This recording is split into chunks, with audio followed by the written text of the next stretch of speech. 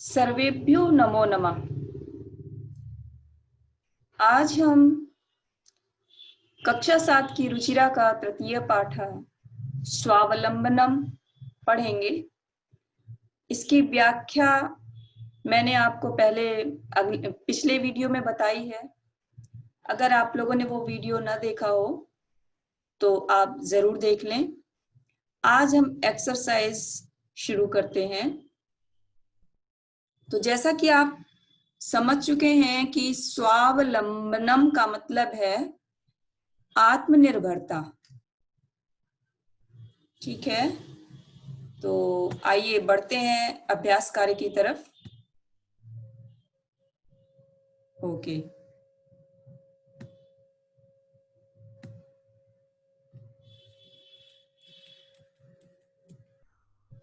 पहला क्वेश्चन है उच्चारणम कुरुत।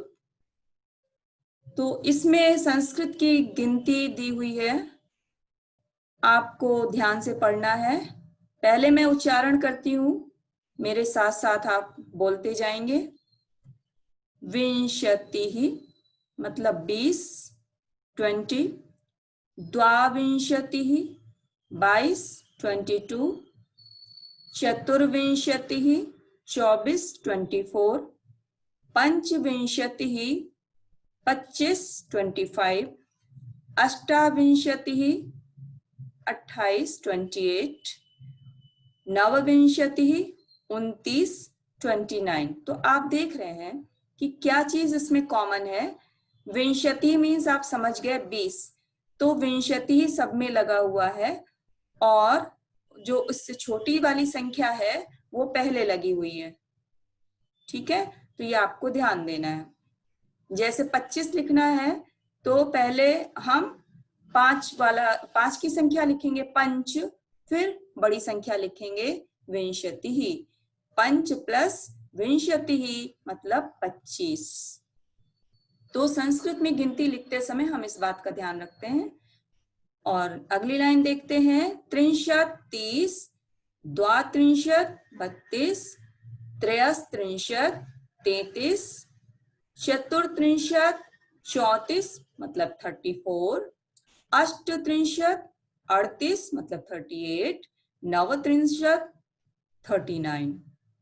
फिर है चत्वारिंशत 40, द्विचत्वारिंशत 42, त्रयश्चत्वारिंशत 43, चतुश्चत्वारिंशत 44, सप्तचत्वारिंशत 47 और 50 50। तो आप हिंदी, इंग्लिश और संस्कृत तीनों में आप गिनती सीखिए। ठीक है, ओके। तो अब है ये क्वेश्चन नंबर 2। अधोलिखितानां प्रश्नानां उत्तराणि लिखत। कस्य भवने सर्वविधानि सुख साधनानि आसन। किसके भवन में सभी प्रकार के सुख साधन थे। तो किसके भवन में थे आपने पढ़ा है। देखिए, मैंने इस स्लाइड में आपके लिए आंसर्स लिखे हुए हैं। श्रीकंठस्य भवने सर्वविधानि सुख साधनानि आसन। तो आपको आंसर कैसे बनाना है कि आपको बस क्वेश्चन वाला वर्ड जो है कस्य मतलब किसके, तो जो भी विभक्ति इसमें लगी है वही आप आंसर वाले वर्ड में लगाएंगे। श्रीकंठस्य, बाकी तो एज इट इज लिख देना है ना। कस्य गृहे कोऽपि भृत्या नास्ति। किसके घर में कोई भी नौकर नहीं है। तो आपको कृष्ण मूर्ति की षष्ठी लगानी, तो हो जाएगा कृष्ण मूर्तेः गृहे कोऽपि भृत्यः नास्ति। श्रीकंठस्य आतिथ्यम के अकुर्वन्। अब इसमें देखिए क्वेश्चन वाला वर्ड कौन सा है, के मतलब किन्होंने, कौन सब ने। तो आपको यहां से आंसर शुरू करना है। श्रीकंठस्य आतिथ्यम कृष्णमूर्तिः तस्य माता पिता च अकुर्वन्। सर्वदा कुत्र सुखम, सब जगह या हमेशा, हमेशा सुख कहाँ है। हमेशा सुख कहाँ है, कहाँ है, आत्मनिर्भरता में, सेल्फ डिपेंडेंस में। तो स्वावलंबनम में। तो आप आंसर लिखेंगे सर्वदा स्वावलंबने, इसमें सप्तमी विभक्ति लगानी पड़ेगी, स्वावलंबनम, स्वावलंबन में, तो सप्तमी लगाएंगे तो स्वावलंबने, तो सर्वदा स्वावलंबने सुखम। श्रीकंठः कृष्णमूर्ते गृहं कदा गच्छत्, तो कदा, यहाँ ये है क्वेश्चन वाला वर्ड, कदा मीन्स कब, इसकी हिंदी भी लिखते जाओ, कदा मीन्स कब, कब गया था। तो श्री कृष्ण कृष्णमूर्ते गृहं प्रातः, कब गया था, 9 अगच्छत्, 9 बजे गया था। कृष्णमूर्ते कति कर्मकरा सन्ति, कृष्णमूर्ति के घर में कितने कर्मकर हैं, तो घर में तो एक भी नहीं है बल्कि उसके पास हैं, कितने हैं, अष्टौ, कृष्णमूर्ते अष्टौ कर्मकरा सन्ति। ओके, अब है क्वेश्चन नंबर 3। चित्राणि गणयित्वा तद्धा संख्यावाचक शब्दम लिखत, चित्रों को गिनकर उसके लिए संख्यावाचक शब्द लिखें, संस्कृत में संख्यावाचक शब्द लिखें, अर्थात संस्कृत में नंबर नेम लिखें। तो आप इनको गिनेंगे और फिर इनकी गिनती लिखेंगे। तो मान लीजिए आपने गिना कि ये पहली लाइन में 3 है और इस तरह की कितनी लाइनें हैं, 1 2 3 4 5 6, 6 लाइनें हैं। तो आप टेबल पढ़ लीजिए, 3 6 18, 18 है ये, है ना। तो 18 में हम लिखेंगे, क्या लिखेंगे, क्या लिखेंगे आप बताइए, 8 हो गया और 10 हो गया, 10 और 8 18, तो हम 8 पहले लिखेंगे, तो अष्टादश, क्या लिखेंगे, अष्टादश। इसी तरह ये है, तो पहले पहली वाली लाइन गिन लीजिए, 3 है इसमें, और फिर यहाँ से 1 2 3 4 5 6 7, है ना। तो 3 7 जा 21, तो हम इसको संस्कृत में लिखेंगे, 20 की तो आपको आती है, पढ़ ली अभी, विंशति ही, और 1 और लिखना है तो 1, तो सबसे पहले हम लिखेंगे 1 फिर विंशति ही, ठीक है। गिनती लिखना सीख गए ना आप, तो ऐसे आपको गिनना, ऐसे ऐसे ऐसे करके नहीं गिनना कि 1 2 3 4 5 6, ऐसे करके नहीं गिनना। आप टेबल करके गिनेंगे तो गलत नहीं होगा, ऐसे इतने ढेर सारे ना तो कभी नजर चूक जाती है, तो कंफ्यूजन हो जाता है, इसलिए आप पहली लाइन गिन लीजिए, फिर ये ऐसी लाइन गिन लीजिए और टेबल कर दीजिए। तो अब ये है 1 2 3, फिर ये वाली लाइन है 1 2 3 4 5, है ना। तो 3 5 जा कितना हुआ, 15, 15 को आपको संस्कृत में लिखना है ना। 15 को संस्कृत में क्या लिखेंगे, पंचदश, 10 और 5, पंचदश। इसी तरह आप सारी ये गिनतियां गिनकर लिखेंगे। मैंने आपकी हेल्प के लिए ये गिनतियां लिख दी हैं, और जैसे चित्र बने हैं वैसे मैंने लिखा है, ऐसे इस टाइप से, अष्टादश, एकविंशति, पंचदश, षट्त्रिंशत्, चतुर्विंशति और त्रयस्त्रिंशत्, ठीक है। ओके, अब हम अगला क्वेश्चन देखते हैं। मंजूषातः अंकानां कृते पदानि चिनुत, मंजूषा से अंकों के लिए पद चुनिए। तो ये नंबर नेम दिए हैं, ये डिजिट दिए हैं ना, न्यूमरल्स दिए हैं ये, तो इनके लिए आपको ये चुनना है। तो देखिए आंसर, अब जैसे 28 है तो 20 और 8, विंशति और अष्ट तो अष्टाविंशति ही, 30 है तो 63, 27 है सप्तविंशति ही, 31 है 31, एक त्रिंशत, 50 पंचाशत, 24 चतुर्विंशति ही, 40 चत्वारिंशत्। क्लियर। तो इस तरह आप गिनती सीखिए, आपकी रुचिरा के पीछे भी दी हुई है। क्वेश्चन नंबर 5 है, चित्रम दृष्ट्वा मंजूषातः पदानि च प्रयुज्य वाक्यानि रचयत, चित्र को देखकर मंजूषा से पदों को प्रयुक्त करके वाक्य बनाएं। तो अब आप देखिए, ये एक चित्र है, ये दूसरा है, ये तीसरा है। तो हम पहले, ये एक वचन है, ये द्विवचन है, ये बहुवचन है।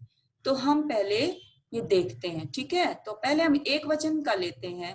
तो इसमें देखिए एक वचन के कौन कौन से शब्द हैं। एषः, कृषकः, कर्षति, और क्या खोद रहा है, क्या जोत रहा है वो, कर्षति मतलब जोत रहा है। तो क्या जोत रहा है, क्षेत्रम, खेत। तो आपका पहला सेंटेंस हो गया एषः कृषकः क्षेत्रम कर्षति। अगर आप इस तरह बनाएंगे तो आपका सेंटेंस पूरा सही होगा, ठीक है। पहले एक वचन वाले वर्ड्स लेकर आपने ये सेंटेंस बना लिया। अब दूसरा है द्विवचन का, दो लोग हैं, तो हम द्विवचन में अ की आवाज आती है पुल्लिंग में, तो हम देखेंगे कहाँ है एतौ। एतौ मतलब ये दो, और कृषको दो किसान, ये दो किसान क्या कर रहे हैं। अब कुरुतः ये द्विवचन की क्रिया हो गई। औतः आपने साउंड पढ़ी है ना, मैचिंग कर्ता और क्रिया की, औतः लास्ट में आता है, तो तह ये आपने ढूंढ लिया। एतो कृषको कुरुतः क्या कर रहे हैं, खनन कार्यम, खुदाई का काम कर रहे हैं। तो आप खनन कार्यम बीच में लगाएंगे, क्रिया बाद में लगाएंगे। एतो कृषको खनन कार्यम कुरुतः। अब है बहुवचन है, ये दो से ज्यादा हैं, तो हम बहुवचन के वर्ड्स देखेंगे। कृषकाः और एते है, एषः, एतौ, एते, ऐसे पुल्लिंग के रूप चलते हैं यह के लिए।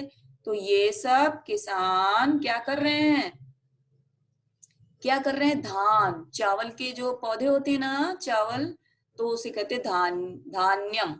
और रोपयंती, बो रहे हैं, बोने को क्या कहते हैं, रोपयंती।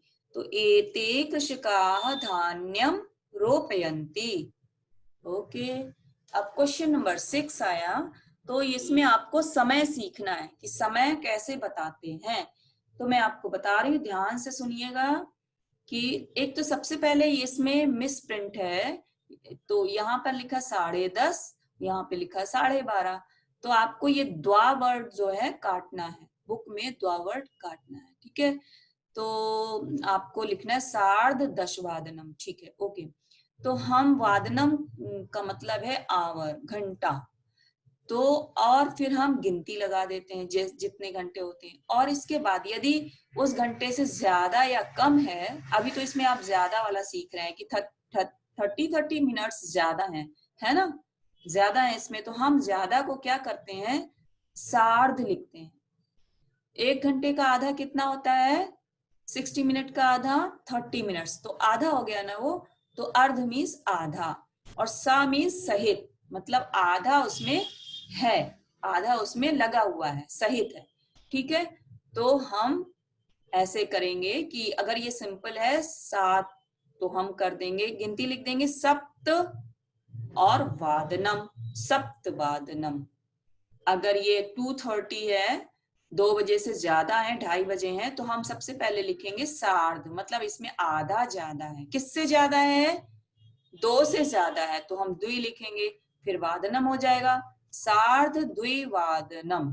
ओके। अब ये सिंपल है, एकादश वादनम, 10 है और 1 है, तो एकादश हो गया, एकादश वादनम। या तो गिनती याद करिए या फिर आप समझिए।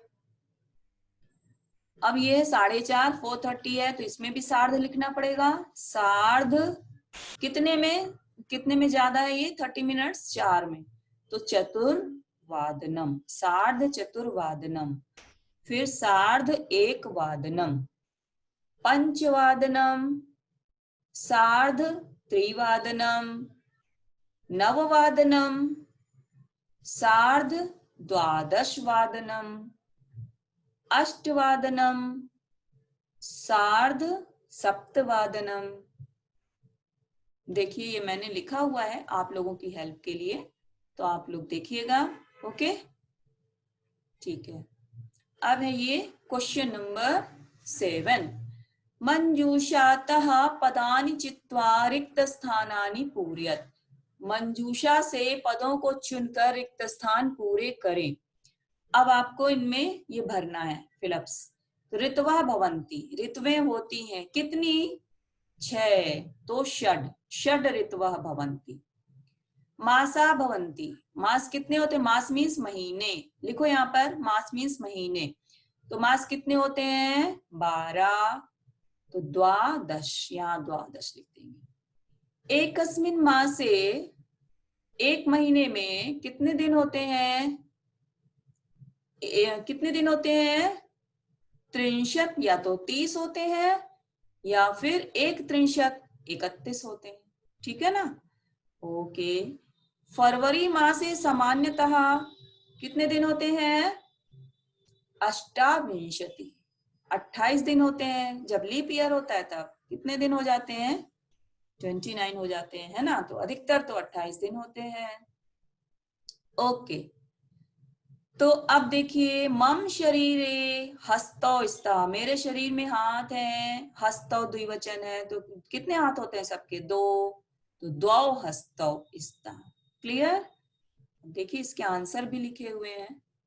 ओके, तो आपका ये लेसन पूरा हो गया। इस लेसन में आपने देखा संस्कृत में गिनती और संस्कृत में समय, ये 2 मेन फीचर्स आपने पढ़े। ठीक है? अब थोड़ा सा ये भी है, ध्यातव्यम, ध्यान देना चाहिए या ध्यान देने योग्य। भारतीय वर्षानुसारम मासानाम ऋतूनाम च नामानि। हमारे यहाँ एक तो हम लोग इंग्लिश के मंथ के नाम पढ़ते हैं, जनवरी से लेके दिसंबर तक, है ना? और भारतीय वर्ष जो हिंदू कैलेंडर के अनुसार जो नाम होते हैं महीनों के, वो इस तरह, वो सबको आना चाहिए। अपनी भारतीय संस्कृति के बारे में सबको मालूम होना चाहिए। ठीक है? तो ये 12 महीनों के नाम है, और किन किन महीनों में कौन कौन सी ऋतुएं होती हैं ये भी सबको आनी चाहिए। ये 6 ऋतुएं अभी आपने भरी ना फिल इन द ब्लैंक्स में। तो अब देखिए, बहुत इंपॉर्टेंट चीज है ये। तो देखिए, चैत्र, वैशाख, ठीक है, ये वसंत ऋतु होती है। ज्येष्ठ, आषाढ़, ये ग्रीष्म ऋतु होती है। श्रावण, भाद्रपद, वर्षा ऋतु होती है, ये अभी चल रही है। आश्विन, कार्तिक, शरद ऋतु होती है। मार्गशीर्ष, पौष, हेमंत ऋतु होती है। माघ, फाल्गुन, शिशिर ऋतु होती है। ठीक है? तो ये आपकी ऋतुएं और महीनों के नाम संस्कृत में हो गए। सबको बहुत अच्छी तरह याद होने चाहिए। ओके ओके, तो आशा करती हूँ आपको सारे अभ्यास कार्य बहुत अच्छी तरह समझ में आ गए होंगे। तो अच्छी तरह आप इसका रिवीजन करिए और पढ़ते रहिए, आगे बढ़ते रहिए। आशा करती हूँ कि आज का वीडियो आपको पसंद आया होगा और आप इस वीडियो का पूरा लाभ उठाएंगे। यदि मेरे वीडियोस आपको उपयोगी लगते हैं तो सब्सक्राइब एवं लाइक ज़रूर कीजिए। धन्यवाद।